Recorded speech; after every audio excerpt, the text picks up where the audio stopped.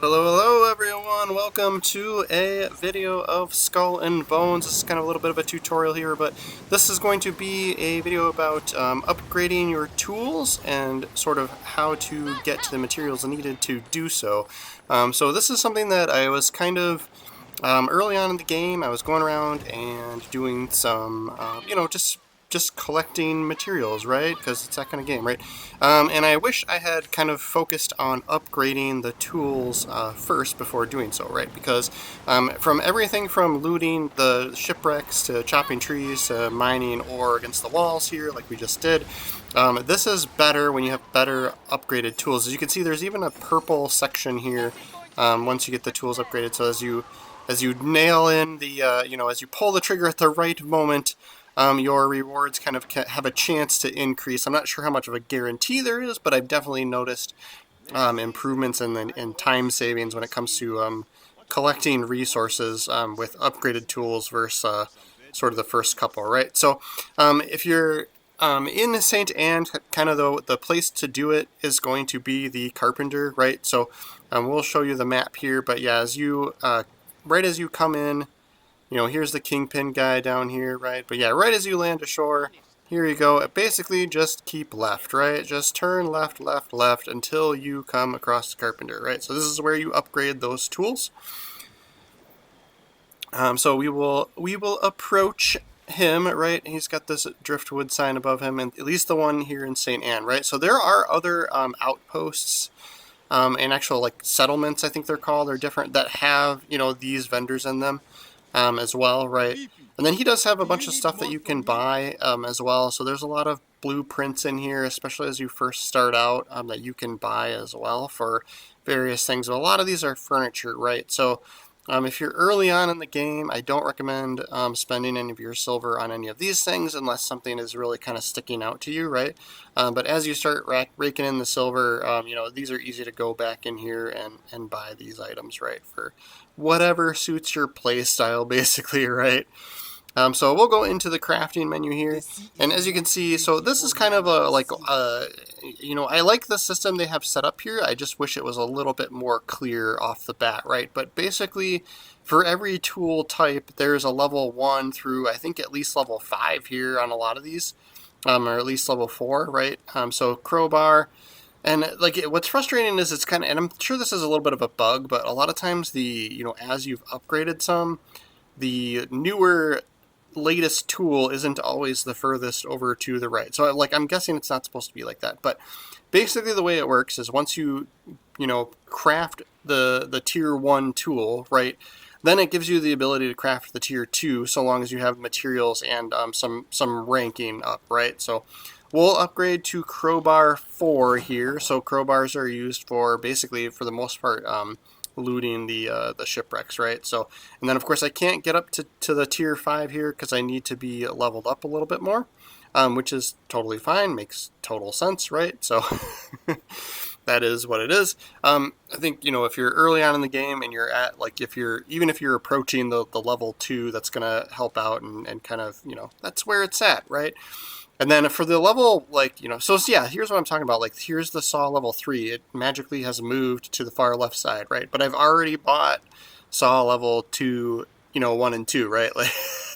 And then 4, we need you need to have purchased the saw level 3, right? So it is kind of nice. You can't screw it up for, so to speak. Once you buy 1, then you can only upgrade to 2, and then you can only upgrade to 3, and so on, right? So you don't have to worry about making a mistake with what you've purchased. Anything you're crafting in here, it's fine.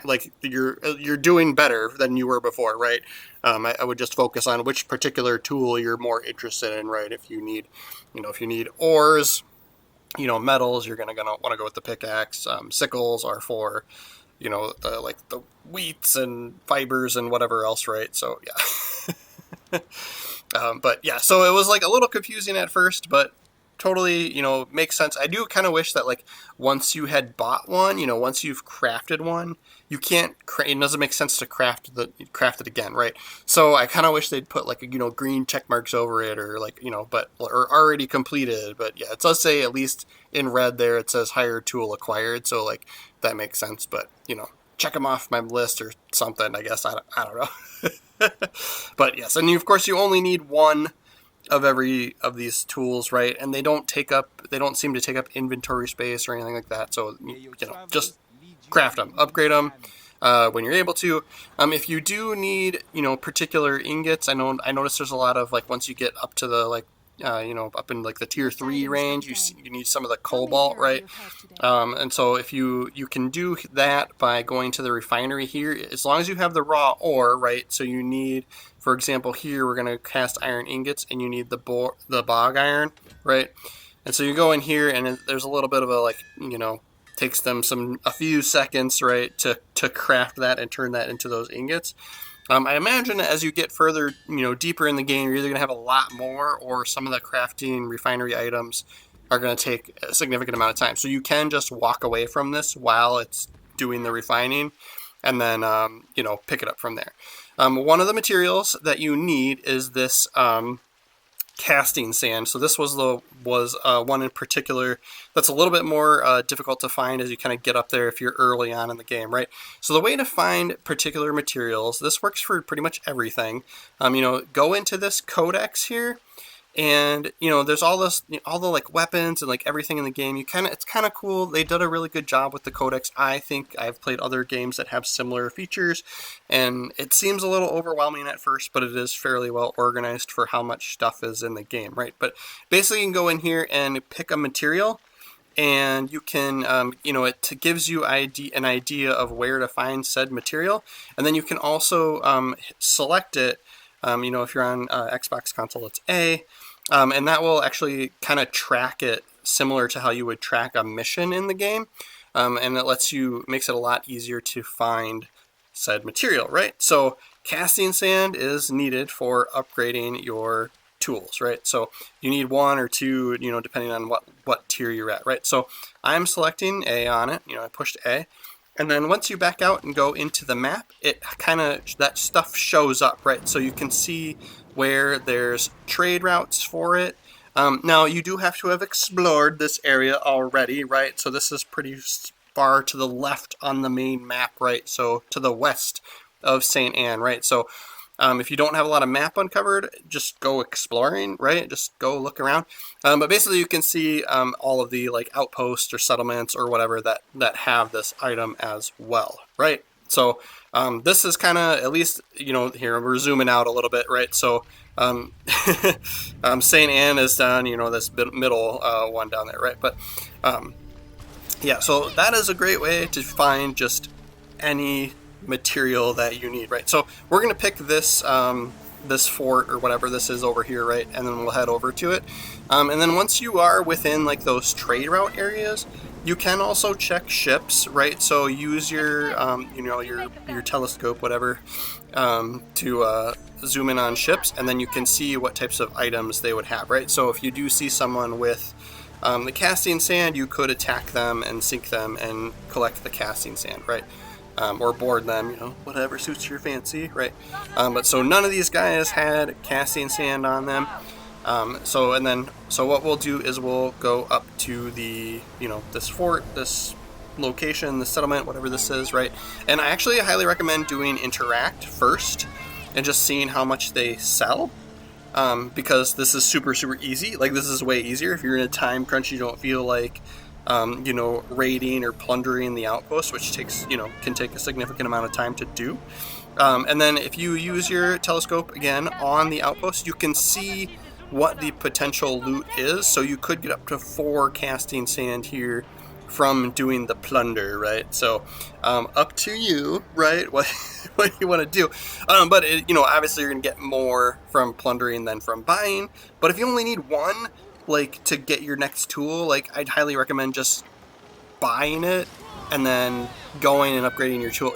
Like, that's going to be way, way faster, right? So just keep it in mind. But yeah, obviously if you're having success plundering, and you want to, bank those extra ones, right?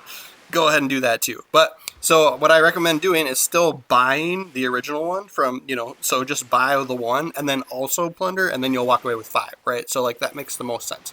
The other thing too, when you're tracking it through the codex, you can see, I pulled the right trigger, and you can see up in the top right that it kind of gives you like the general clue. You don't have to actually go into the codex, right? But yeah, so you can see, can be found in the, I'm not going to try and say the name, but because I'm terrible at pronouncing things, right? But yes, go to those areas and plunder the settlements or plunder the capital in those areas, and you're most likely to get, get the stuff, right? One thing to do is you can always go to, if you're going to go out material gathering, I highly recommend, you know, unloading your ship, right? So we have some casting sand here, for example. Go ahead and transfer that into your warehouse. That way, if your ship sinks, you don't have the potential of losing said items, right? So in this game, if your ship sinks, your stuff floats where it sank for a little while, and you have to literally just go there and pick it up, right? So anything that you put into your warehouse is there for safekeeping, right? So highly recommend doing that. So you can either, if you're in a settlement like or an outpost or whatever like this, you can go to the stash, section, whatever, and then yeah, like these, these are items that you get from rusty nails, like you get from like just looting those the sunken ships, right?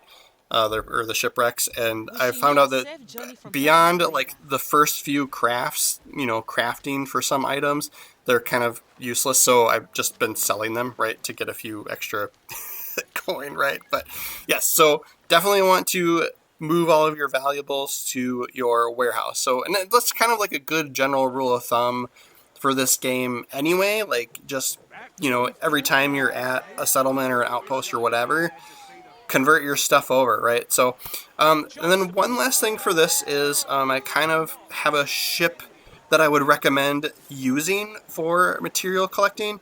I do think I'll do another video just about material collecting in general, but I did find that this particular one is kind of valuable, and it's a good, like, so here's the ship, right? Here's all the stuff that he sells, right?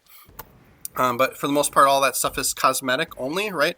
But you'll go into craft new ships, and then, of course, here's where you can, make new ships, right?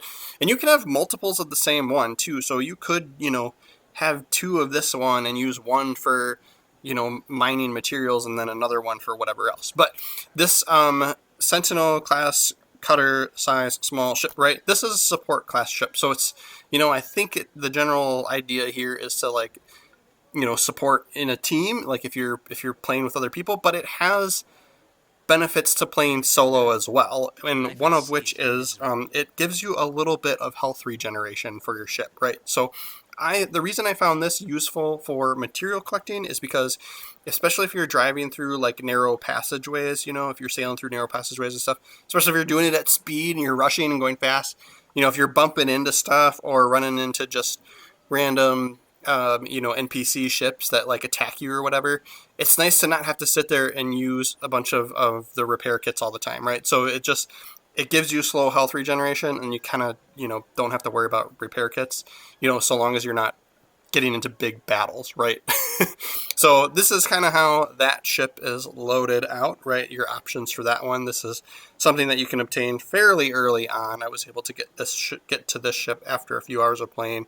Material requirements weren't too terrible. You can see those over on the right there. But yeah, so that's just my last little train of thought. It doesn't really need to be this ship. You can obviously do it with any that you like. But this kind of worked out for, it's not too big. It's got the health regen. You're going around just collecting stuff, right? So that is our video on upgrading your tools, guys. Thank you so much for watching all the way through today. I do plan on putting out plenty more Skull and Bones videos, so make sure you're following the channel, and we'll see you next time.